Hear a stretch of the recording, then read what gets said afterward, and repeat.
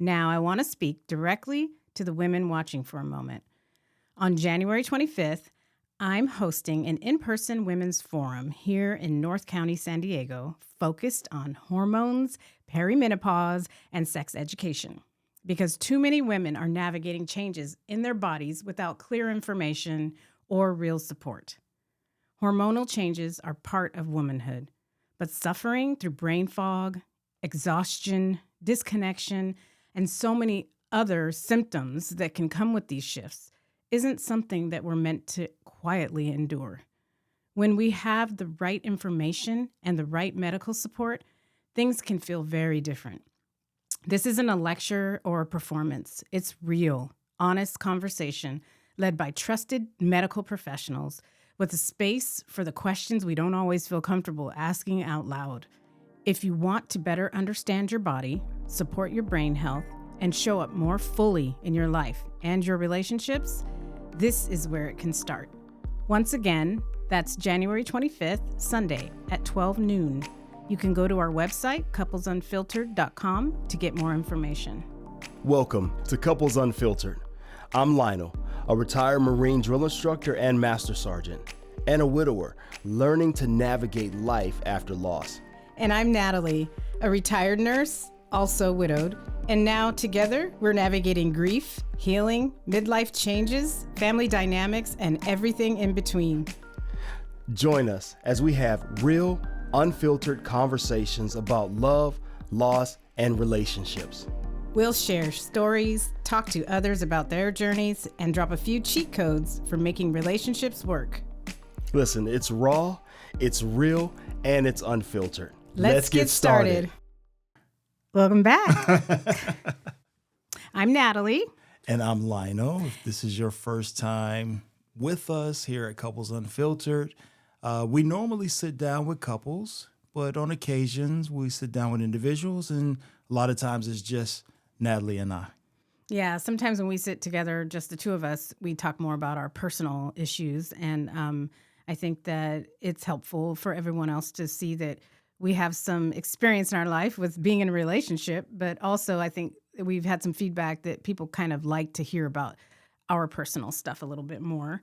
When we talk to couples, we dive into their stories, but we don't really talk so much about ours. On occasion we do. We chat about who we are and where we come from, but I think today's episode is kind of diving into some scar tissue and some realizations that we got to experience, fortunately, unfortunately, I guess. I don't know.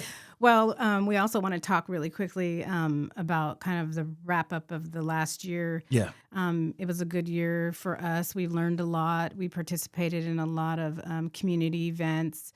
And going forward for this year, we have plans to keep that going. Yeah. Our Juneteenth last year was a success, and we are in the works planning another one for this year. Will be a little different. Mm-hmm. Just a little bit. Yeah, it'll be more of a Salisbury-esque type event. Yeah. We had a lot of people that talked to us and told us that think about your brand and who you actually are as individuals, and maybe festivals, even though it was great, maybe that's not your niche. So let's dive deeper into what it is that you like: good food, good wine, good company. Well, we had so much fun with that festival. It was so amazing. Yeah, I mean, we've never done anything like that before, but I will say it was a challenge.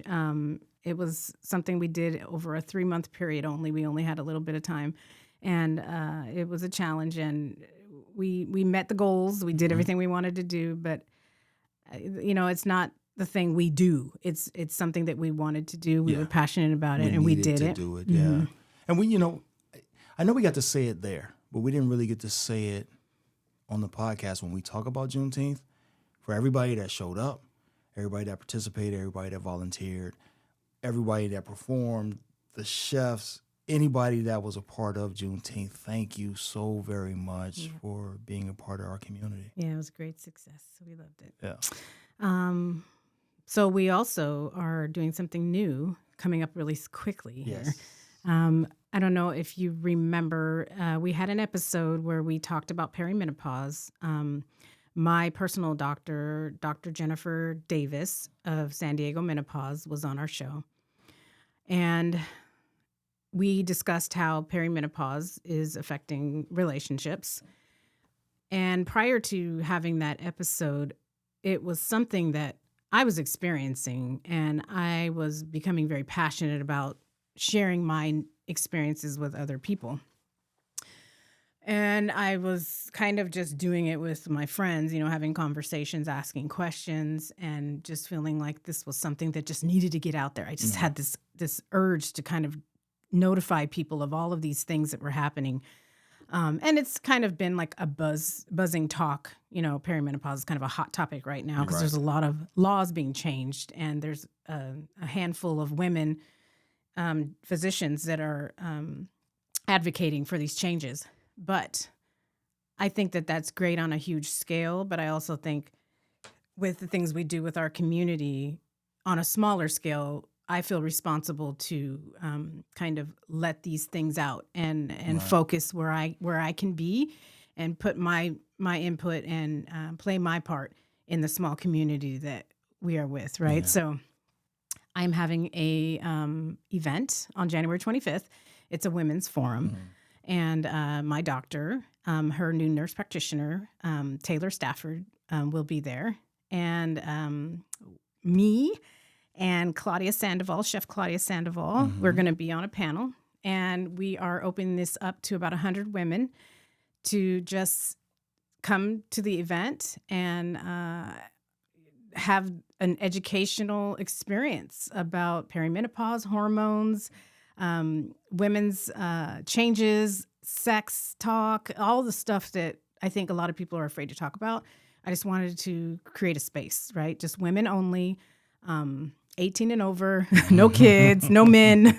Now, Lionel might be there helping me with some physical things in the beginning. I'll be in the background, then I'll sit in the car. But he'll get out before we all sit down and start talking. Yeah. But I want everybody to come with questions, and we want to be able to answer these questions and just have discussions about these things that are going on with our bodies.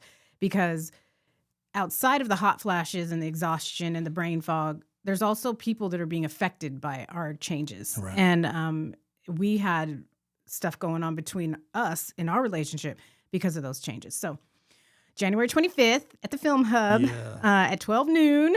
And tickets are $25 per person. I'm going to have food, and we're going to have raffles, and we have sponsors that have donated items for our raffles. And we're just going to have ladies, and it'll be fun and very educational. Well, anybody that knows Natalie knows the massive change that she has gone through over the last, say, 2.5 years now. Has it been that long? I don't know. It depends on what we're talking about. We're talking about going from full-time nursing into what we're doing with the company, with the podcast, and your changes. And this event is really big. And in my opinion, for you, I'm so very proud of you stepping out of your comfort zone and doing something like this, and the way that you're giving back to others, paying it forward. This is really big. Well, it feels really big because we're just starting it, and when it's done, it will feel like, oh, I could do that again. But yes, I appreciate that because it is something I'm really passionate about. Right. And everybody can read books and listen to podcasts and get their information. But there's something about being in person with other women to get the input from other women. Somebody might ask a question that you forgot you had a concern about at some point because maybe your brain fog, or you're experiencing this from your sister, or you're experiencing this from your mother, or you're going through it, or your husband is saying, "Oh, she's crazy. There's something wrong with her." So anyway, I just want to be able to provide this opportunity, and I think it's going to be great. I was getting back to the front porch analogy where, before dinner or after dinner, everybody's sitting on the porch and all the ladies are in one space and all the guys are in another space, and they're having these conversations that we don't get to have nowadays. Mm-hmm. So I'm glad that you've set this up. Yeah. So this can happen. So. Well, I'm very appreciative to all the people who are very supportive. So it's great. Yeah. So, Let's get it. yeah. All right. Well, today we want to formally announce that Lionel and I have had our first fight. Ooh. Yes, we've been together for almost 6 years. Well, actually 8, almost 9. Yeah, almost 9. And, people always say silly things to us like, oh, y'all are only married for 5 years and that's why you haven't had a fight yet. And then our comeback is always, well, we've been married before 20 something years. So we've been through this and we know what we're doing, Mm-hmm. And for the most part, we do not fight. Yeah, we don't fight because fight is not really a word I would use. I would say we get disconnected. Yes. I think that is that's what I feel. That's what I experience when we have a moment like this. So it's just a disconnection. Well, disconnection is big. Disconnections? I mean, because we're always locked in. We're always locked in. I mean, we're always on the same wave. Yeah. We're always right there. And I think just a disconnect. And it doesn't have to be a major disconnect. I'm an analogy person. So I look at like maybe a plug is in the wall, but it's like hanging out a little bit. Not like the light won't come on. You got to figure out what the problem is. And my analogy is the switch got turned off. Okay. And somebody needs to go to the breaker and figure it out. But it ain't going to be me. Because obviously it's not something I did. Well, obviously not. No, I'm kidding. So I totally was triggered by something. And to preface this whole thing, I will say that I was triggered and Lionel was the person who pulled the trigger. Although what he did was not something bad. And it took me a few days to realize that it wasn't what you did. It was how it made me feel. Yeah. And so in my past relationships, when I was with my husband, my late husband, was a long time. So, but prior even to him, how I dealt with conflict, if it wasn't physical, it was shutting down. Mm-hmm. And so when I get to a point where somebody's really upset me and I feel like the going back and forth is pointless, I shut down. And what I mean by that is I stop talking. I don't even really make eye contact anymore. And I need time. Well, you stopped sending me like clips from Instagram. That's like my gauge because I leave before you wake up and I know you're awake and I start seeing the Instagram clips and I'm like, oh, my baby thinking of me because she's sending me these funny clips. And then when I'm sitting there and I don't get any clips, You're like, is she dead? I'm like, what's the problem? Did she wake up? I saw the door open. I know you let the dog out. What's going on? Yeah. Where's my clips at? So, Well, I think it was 3 days, but you said it was not 2. no, 3 days, it wasn't 3 days. I feel like it was 3 days. But It felt like it was a lifetime. okay, so let's get to what happened. So I think that this conversation is maybe going to affect or hit close to home for some people. Although we are just speaking about our own experience. So if there is a problem in your home with something like this is something that requires a real conversation. And this is not necessarily how I'm thinking everybody's going to need to deal with it this way. Because we have a different way of communicating, and we've kind of done a pinky promise when we got married about that. And so anyway, okay, so what happened was we went to a festival in Temecula, and it was unusually hot that day. It was not summer. It was fall, and it wasn't supposed to be hot. It was just a couple of days that turned hot. It was like 92 degrees. Yeah, something like that. And there was wine and food everywhere. Like most festivals, you sip on wine, you're tasting, you're eating. This time, we weren't really prepared. We usually hydrate prior to. We drank wine. We didn't eat as much food as we normally do. So, as you can imagine, when you mix dehydration with alcohol and not so much food, you either get sick or you get drunk really fast. And we don't live close to Temecula. We're about 50 minutes from Temecula, and as far as the drive. So we went to this festival. Everything was good. We drank. On our way out the door, kind of ending, we had some friends that were like, oh, let's go to another little get together. My friend's having more food and wine at their house. And we're like, sure. You know, it was only like, I don't know, 4 o'clock or 5 o'clock or something like that. Yeah, something like that. And it was getting dark. And we got in the car. We drove to another location, which was not very far away. It was still in Temecula. But I could tell that I didn't really kind of like the conversation was going a little weird for me. It was a little slower. It was a little like, oh, we're kind of tipsy right now. You know, we shouldn't maybe be driving. But it was not out of control. So we make it to our destination. And before we get out of the car, I told Lionel, I'm like, I don't think I'm going to drink anymore because I feel dehydrated. I feel like that alcohol hit me too fast.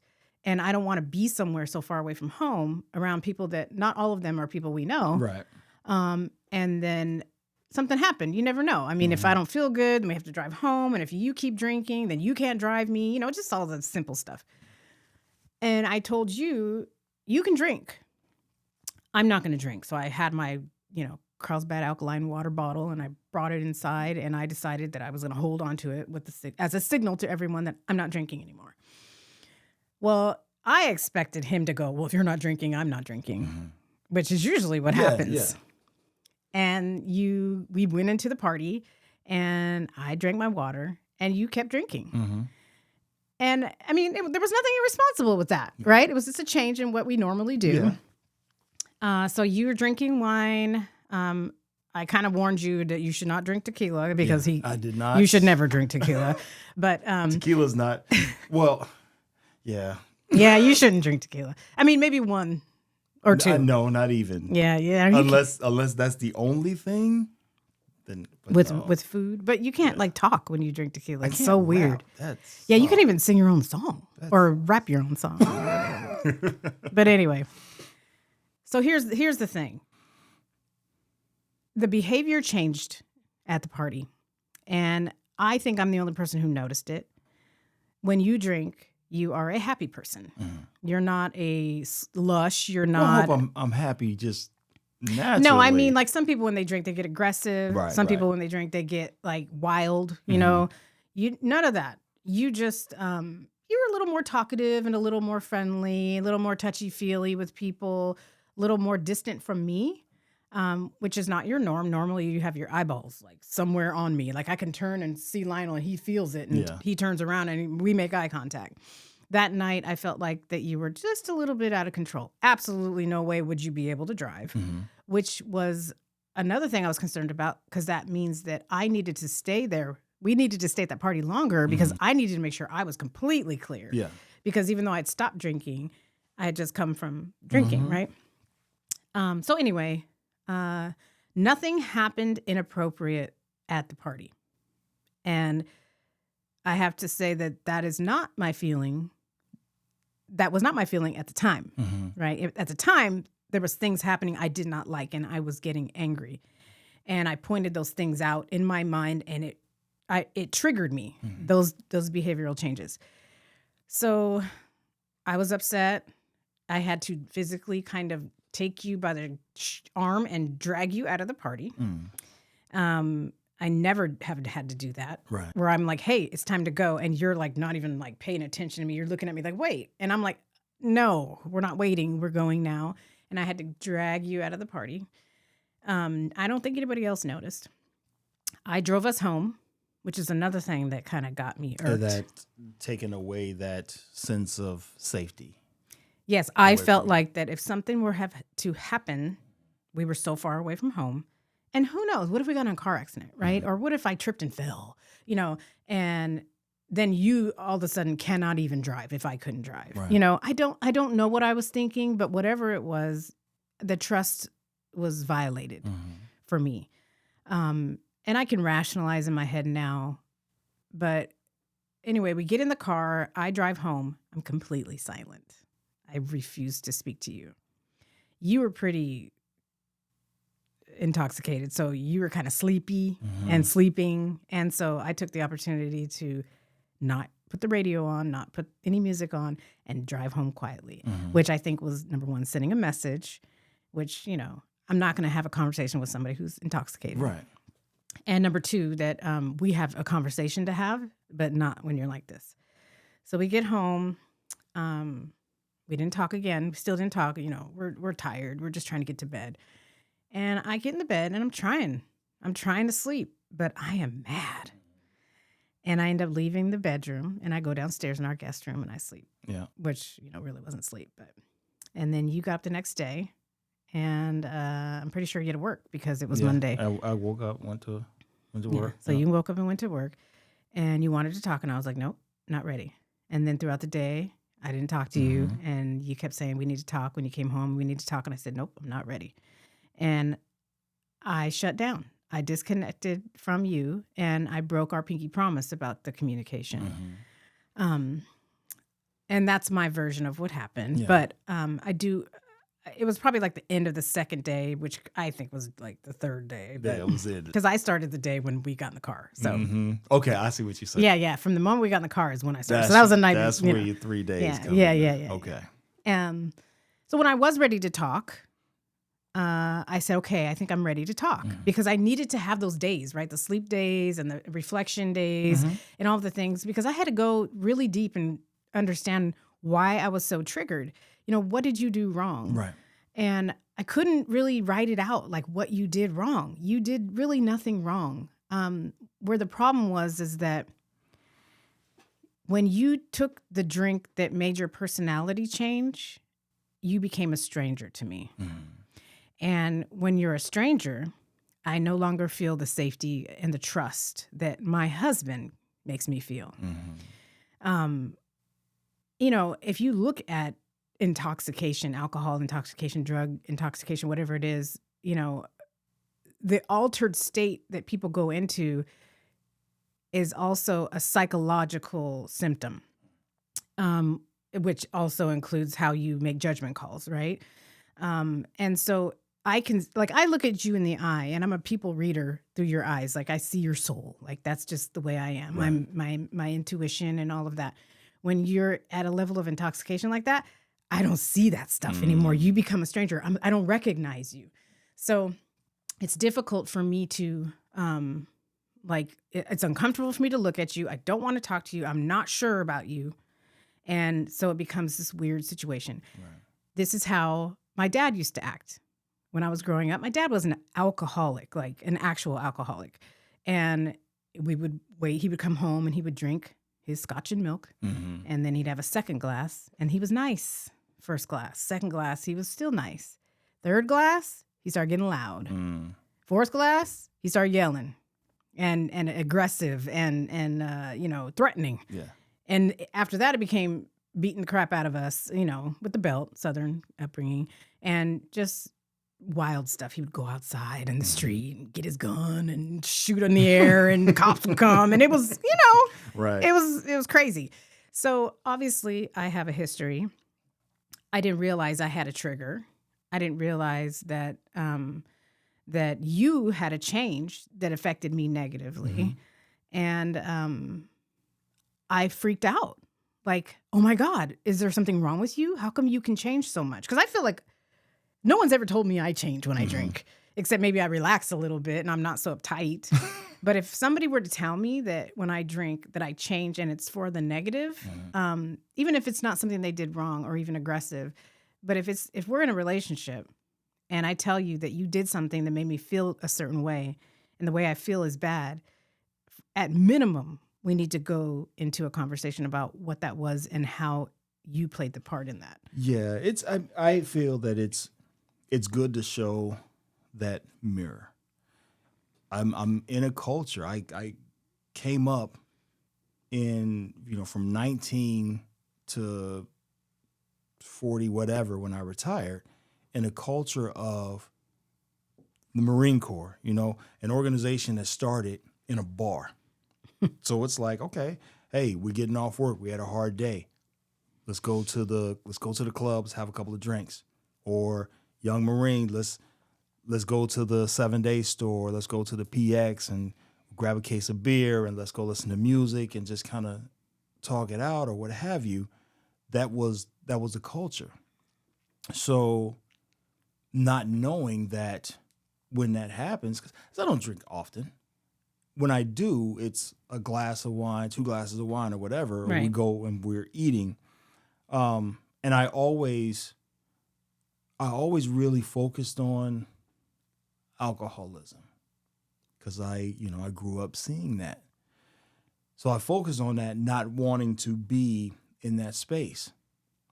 But not until we had that conversation, not until we had that moment of clarity did I understand the role that I play in certain scenarios.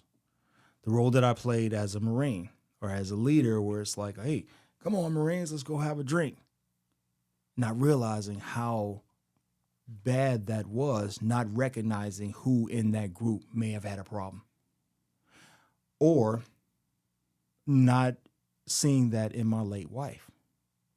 Or being a person that's like, all right, you can't beat them, join them. Mm-hmm.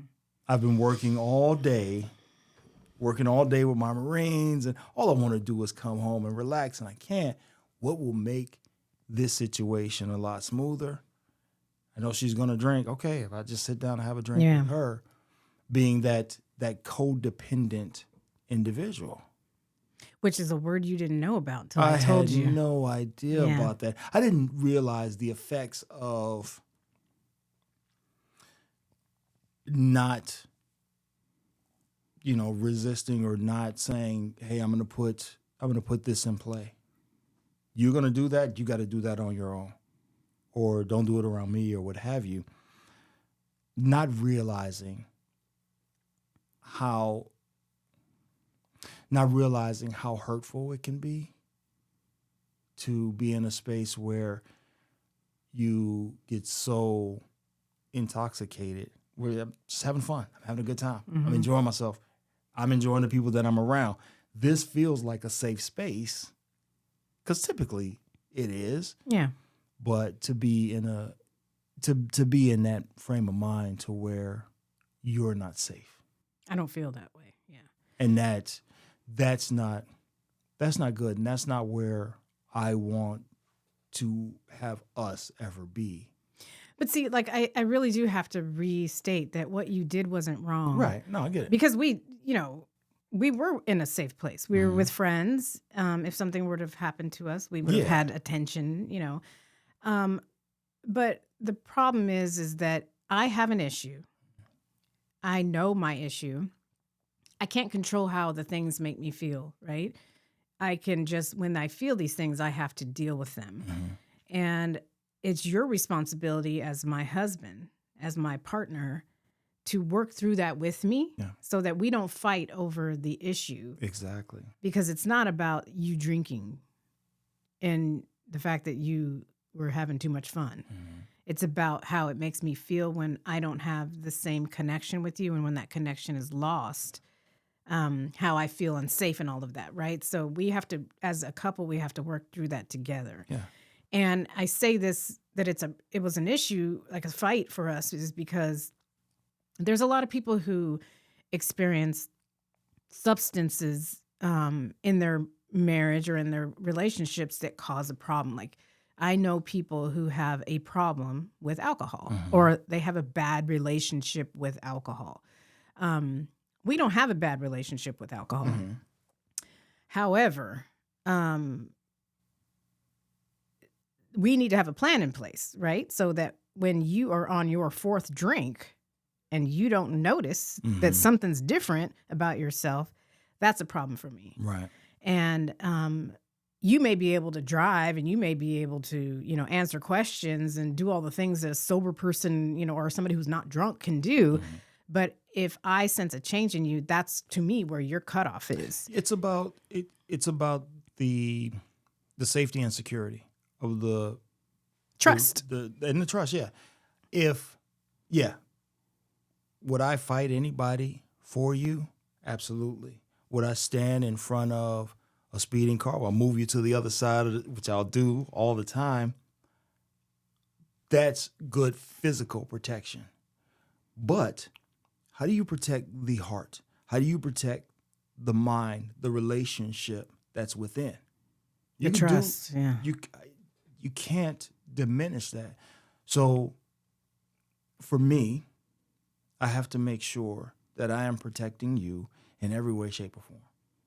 So when that comes to us going out or what have you, going to an event, we have a plan. And this is what it's going to be. This is the limit. And we need to stick to that. Right. Regardless of how much fun we're having, whatever the new wine is coming out, we need to make sure that we stick to that plan. Yeah, because we're in public and we had to get there somehow. At home, we do whatever we want to. Like, I've never seen you drink too much at home and it made me feel that way. So maybe it's a combination of the environment, the situation. Yeah. You know, we've had get-togethers at our house where we've had people at our house for like hours. Yeah, I'm talking like 7-8 hours. In the morning. Yeah. And we've drank over a certain period of time because, you know, it's 8 hours or whatever. And it's all good because we're home. And it's a slower process and we're eating and it's like controlled, you know. I'm not saying that you have a problem with alcohol. What I'm saying is that we had a problem. Alcohol was a trigger. Yeah. And we needed to talk about it. I have another friend who has, you know, a husband who drinks when he's out in public too much. And it's never like sloshy drunk. It's never like anybody else can ever see it. But he starts talking like to where she's completely turned off by him. The stuff he says, it's like not like him. He doesn't talk like that. He doesn't make promises like that. He doesn't do the things he says he's going to do. It's like an ego thing where he's like bragging or just trying to go along with the crowd and trying to one-up people. And it's kind of like cocky or whatever. And she's completely turned off, right? So it's like, ugh, you know, you're disgusted by the behavior, which is weird because for someone who's sober and sees that, it's like a tick on the negative list. And it's, even though you can say, oh yeah, he gets like that when he's drunk. If it's a turnoff is like I don't know, that's like a deep thing that stays. It's hard to get that engine going back. Yeah. And I mean, I've seen friends that when they get intoxicated, they get super happy, they get super loving. And it's just like, all right, that's weird. Well, I mean, it's expected. It's expected, but you see what I'm saying. You can see the change. I get exactly what you're saying. You're not in a relationship with those people, right? No. So it doesn't affect you that they change. It's like, cool, that's them. Let them do them. If we see the other person that's attached the angry to them, you can see their It's like somebody takes over their body, and it's like the invasion of the body snatchers. Like you look like Lionel. And you talk like Lionel, but something's off. They done clone Lionel. No, nobody. No, but you know what I mean? And so, like, maybe I'm sensitive, extra sensitive, whatever it is. We just needed to have a conversation about it. It doesn't matter. It doesn't matter if you're extra sensitive. Let's just get that straight. How you feel is how you feel. Yeah, yeah. We talk about our feelings. You're going to feel certain ways. I'm going to feel certain ways. We talk about it. We get to the root of the issue, and then we fix it. Yeah, yeah. So we've agreed that when we're out and about, that you won't drink tequila.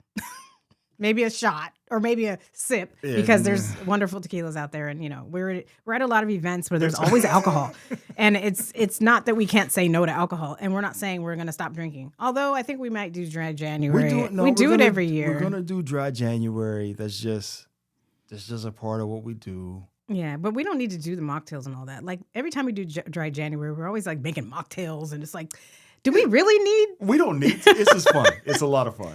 Yeah, well, I could do kombucha in a wine glass and be just as, you know. We can do that. and athletic beers. Yeah. We call them fears. Fake beers. Fake beer. But yeah, I think that this is something that is serious enough that that, you know, I don't know. For me, it's personal. My dad was an alcoholic, and he actually died of his alcoholism. You know, all the things that happened to him were because he drank and smoked. But And I mean the same, because my late wife died of alcoholism. Right. And let's go back to really quickly about codependency. Yeah, So let's talk about it. I learned about this word when my mom ended up going to like family AA, or I don't know what it's called now. It's like, It's still something like well, it's Alcoholics Anonymous or whatever, but it's like for the family. There's a word for it. So I remember I was young. Like when my parents divorced, I was like 13. And I remember her going to these sessions, having therapy and talking about it, reading books. I saw the books all over the house, stuff like that. And I remember I read a book called Codependency No More. And it's weird that I remember that. And maybe because she gave it to me, maybe her therapist told her to give it to the kids or something. And I read the book. But basically what it is that you realize that you put yourself you are in a position in your relationship to where you allow the person who's drinking to just do what they do because it keeps the peace. And when you're trying to fight them about how much they're drinking, it's affecting you or affecting the family relationship, the fighting is just intolerable. Right. And so, like you said, you can't beat them, join them. So the other person usually just drinks with them so they can maybe be altered enough to not care about how their other person's acting or just to keep the peace. And my mom was a keeping the peace wife. Right. And so she would make his drinks. We would make his drinks. If he got to a point where if he had his drinks at the first 2 or 3, he was okay. So we wanted him to have that, but it was when it got further or when he needed a drink, whatever it is. I don't even remember what the triggers were, but the problem is that you become the kind of, what do you call it? You enable the behavior because it's easier. But while you're doing that, you're suffering because you're not recognizing your partner, the real person who you married. Yeah. It's not the same person. At least that's my experience. So anyway, I am not saying that alcohol is bad. We love our wine. We love our experiences that involve wine and spirits. But we are just addressing the fact that, like I said, we had our first real disconnection, and unfortunately, it was from an outside source, which happened to be alcohol.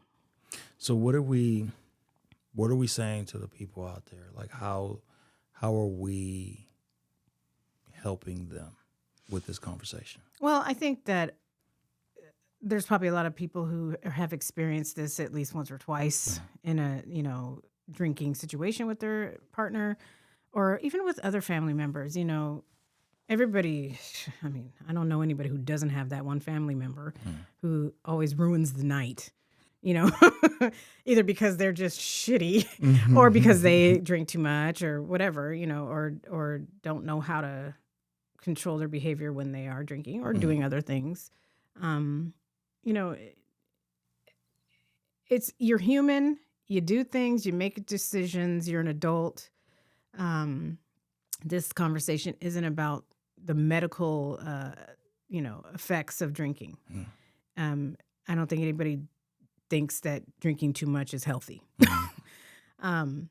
But my concern is that when you don't have somebody to talk to about the problems and you can't be your partner because they are in denial that there's an issue, or if they want to defend an incident or whatever, which, when we first started to talk, the first thing you did was start to defend yourself. You were like, I don't know what I did wrong. What did I do? Tell me exactly what it was that you saw me do. And I kept trying to tell you it doesn't matter what you did, because it wasn't about what you did. It was the idea that you didn't know when you should have stopped and that you changed and I didn't like it. And it triggered me about my past, and I felt unsafe, and I felt like I couldn't trust you, and I didn't recognize you, and I didn't like it, period. That was enough for us to have that 3-day lack of conversations, shut down. Disconnection already happened, so we just needed to figure out how to get back to the connection. And you were, strong enough to say, well, then I'm not drinking anymore. You were like, I'm done. I won't drink another drink. And I'm like, no, that's not what I'm saying. But we just agreed to have a plan that when we go out, you either, start counting or we super hydrate before we go. We drink throughout the night and water throughout the night. For every glass of wine, you drink a big old glass of water. Whatever it is, you manage yourself. You're an adult. You manage yourself. Just don't let yourself get to where you were before. Yeah. And I don't want you to feel as if whenever we go out that you feel like your scar tissue is gonna come up. Well, that's gonna take time. Yeah, I know. Because I will be watching, and I'll be drinking less because I feel like, well, if he doesn't know when he should stop, that means I can't drink because I might be the one that has to drive us home. Right. So it's that, and that'll take time. And all you can do is, like you always do, is you communicate with me through your behavior and through your actions. And, and I have to say that this wasn't the first time this happened. This was the second time that it happened, because the first time it happened, we had a little conversation with it, and I kind of was over it really quickly. Like, oh, you drank too much. Oh, my God, I didn't like that. And then it happened again. So this was the second time that it happened. And then I'm like, in my mind, I'm like, oh, no, there can't be a third time because then that means he has a problem. It's just, Well, it's good that we're able to talk about it, like for real, talk about it. Yeah. And get to the root of it and shut everything off and discuss what the issue is, the unfiltered part of the relationship. Yeah. Yeah, because I had stuff that I hadn't talked about. Yeah. I know my dad's an alcoholic. I've always had that history. Yeah. But And I we didn't got realize. scar tissue. We both do. Yeah. I hate that word. But it's that the phrase. truth. But it's the truth. It's the absolute truth. Mental scar tissue. Well, you're talking about the medical aspect of it and looking at. Yeah, because I have a like, picture of a scar, and it's, knees and- yeah. In my head, I'm just like, ugh. You see Freddy Krueger when I say scar tissue. You I see all scabs. Yeah, like a burn patient. But honestly, that's what it is. It truly is scar tissue. Yeah. Now, how we deal with it, how the partner deals with it, is going to determine how the healing takes place. You know what I mean? If you care enough, If yeah. you care enough, then you grab the Neosporin and you rub it. Now, don't ding me on my non-medical conversations, but I'm saying this is how I'm seeing it. You dress the wound. You dress the wound. You protect it. You clean it. You take off the old wrapping. You put on the new one. That's what has to happen. The wound happened. The damage has already been done. Yeah, don't go in there digging in my scar tissue. Yeah. And I'm Open it back up. I'm not going to again. 12-year-old boy this situation and peel the scab off super early. Y'all know, you remember that. He's peeling. I Yes. vividly have the image of peeling off scabs. But I'm not going to do that. I'm going to protect the wound. Well, it's not a wound. You open it up again, and it becomes a wound. Yeah. So then that's your responsibility to address that. Oh, I see this, but how'd that happen? Not going to poke at it. Yeah, let's fix it. Let's fix it together. Yeah. Not just you. Yeah. Yeah. So needless to say, we'll do dry January like we do every year. And like every year, we always say, you know what, we need to stop drinking so much. Because sometimes we have a lot going on, and it's like, oh, there's a lot of wine this week. But we drink what we want to drink, and we drink where we want to drink, but it's how much. Yeah. And let's get this straight. We're responsible. Yeah. We've always been responsible. I think it was a lot. So that evening, that was a lot. Yeah, and I think it surprised us both. Yeah, So. it did. Yeah. But so if anyone, feels like there's a conversation that needs to be had in their relationship about how much their partner participates in either, engages in alcohol or other kinds of substances, it's a you got to find the right place and the right time to open it up and say, hey, I think I need to talk to you about how I feel about some stuff. And can we agree that, there's an issue here, whatever the issue. Is it my issue, your issue, or the alcohol is the issue, or the substance is the issue? But we will find some links to getting help or addressing the issues, we'll post it in the show notes for everyone. Or just find a way to have the conversation with your person. Try to find the way. And if you can't find a way to have that conversation, email us and we'll find the people that can help you out. We'll find the resources that you need. Yeah, it may just be that one person that needs to tell that person, Yeah. hey, I don't like the way you act when you drink. You know, do you know you changed? Do you realize you even act a certain way? But a lot of people are surrounded by yes people.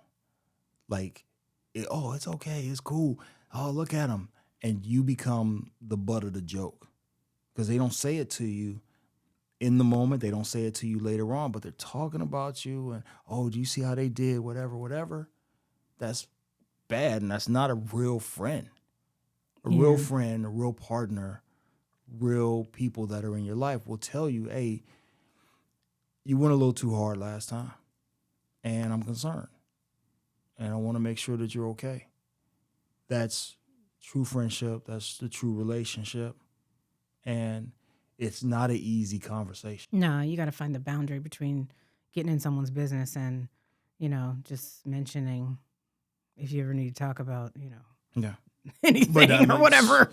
If that's a hard conversation to have, then maybe we need to change your social algorithm. The people that you are surrounded by may not be the people that you need to be surrounded by. Maybe, yeah. So, but we're good now. We're connected. I got one eye like. Yeah, that plug is back in. We good. Yeah, the switches. I went to the fuse box and made sure I checked everything. Not the old school. You just crossed your eyes. Did you see that? Mm-hmm. The fuse box, is it that close together? I got to look at it. The LASIK's wearing off now. LASIK? So I got the LASIK's. LASIK's. I got both eyes LASIK'd. LASIK is a drug. So, you ready for this new year? I am. Yep. Especially after our Havan ceremony we shared with our neighbors yesterday. It was great. Great. We still have got the bracelet. our little ties on. Not this bracelet, this one. It's a 3.5 hour long religious ceremony blessing our year, basically. Yeah. In so many different ways. It was amazing. But that's another story. Yeah. But we posted an Instagram reel about it. It was fun. We actually had them on our podcast too. They were our second episode where we talked about an arranged marriage. Yeah, they're really cool. Shweta and Dinesh. Yeah. But yeah, that was fun. All right, so I'm ready for this year. All right. We're going to take a little break. We have some planning of things to do, and then we'll be back with a bunch of new couples and new conversations, and hopefully some more stories to tell, and some more events to throw, and more community to have. Absolutely. So if you're new to Couples Unfiltered, go back to the beginning, check the origin story, episode 1, and just kind of go through the episodes, get to know these amazing couples that we're sitting down with, get to know us a little bit better. Like, follow, subscribe, do all the things. Follow us on social media, Instagram, _. Couples Unfiltered. No, couples _ unfiltered on Instagram. Yeah. I don't mess with TikTok. I just can't. I tried, and then when that whole crash came, I just let it happen. Yeah. So I don't mess with TikTok. We're not trying to get like millions of views about stuff. It's like we're just putting information out there. We just love to talk about about relationships and stuff. We're not on that end of the social media, but we do have a website though, couplesunfiltered.com. Yes. And check out the women's event that's coming up for January 25th. You can get your tickets online, $25. Yeah. It's really cheap for a lot of information, and you may win a raffle item that is not small. Yeah. We have some great sponsors. And gentlemen, trust me, if you have a spouse, a girlfriend, somebody that you're very close to, that you may be seeing changes in them, buy the ticket for them. I cannot tell you how much knowledge I got from understanding perimenopause and understanding my wife a little bit better, listening to these fantastic doctors talking about something that's been going on since the very first woman and the things that they have to experience. And it's almost heartbreaking to know that for many years, these things weren't addressed. So please get the knowledge, send your ladies to Watch this event. the kids. Yeah. Take care. This is a Sunday. So if y'all go to church in the morning, come home, send your wife to the event at noon. You go home with the kids. You make lunch. You do all the things. Let her go because she needs to be amongst a lot of women who are experiencing the same things. Yeah. And it's community, and you're going to feel heard and you're going to feel supported. And she needs that. And you'll only benefit from that. You will benefit. Yes. All right. Well, thank you for listening and watching. And I hope you all have a happy new year. Absolutely. And we're praying that things get a little better this year. Fire horse. The year of the fire horse, which doesn't start till like February 13th or something like that, by the way. Everybody thinks it's day one, New Year's Day. Right before our anniversary. Yeah. It's February 13th. Yeah.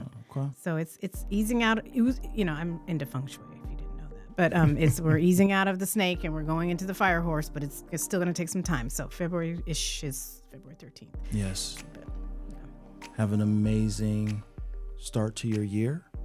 We will see you back here again very soon, and we're excited for 2026.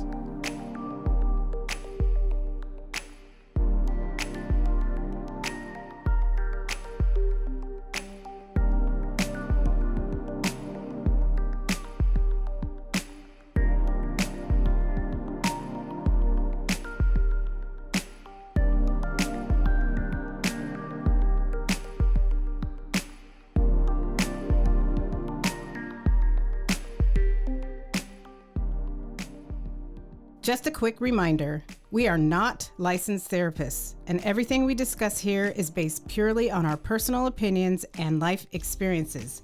If you enjoyed this episode, please share it with a friend, and don't forget to subscribe so you'll never miss a future conversation. This podcast is brought to you in collaboration with A Different Day Radio Productions, a podcast network bringing radio to the modern age. It's recorded at the Film Hub in Vista, California, a creative, collaborative co-working environment. Thank you so much for tuning in.